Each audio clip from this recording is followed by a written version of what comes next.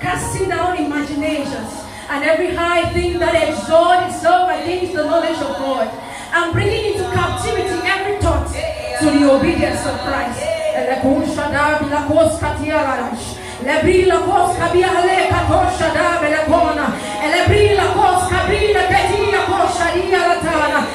call this a fight beyond mentals. I can see the writings clearly to mortals. Mene, tekel. Who has fought with the great one and made it alive? I am talking about the one whose breath gives life.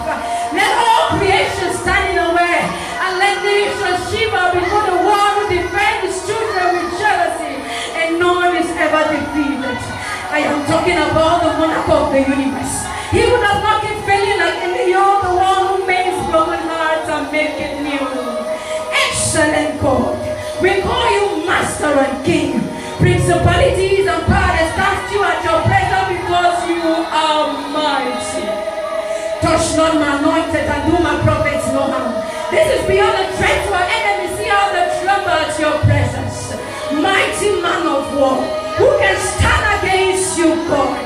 The one who was never to your voice, they have no power to rot.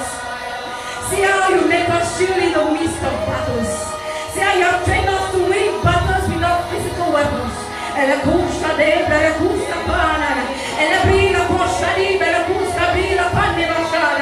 Mighty man of war, who can fight against you, God? Who are thou on mountains? Raise a sound. The one who protects those he calls.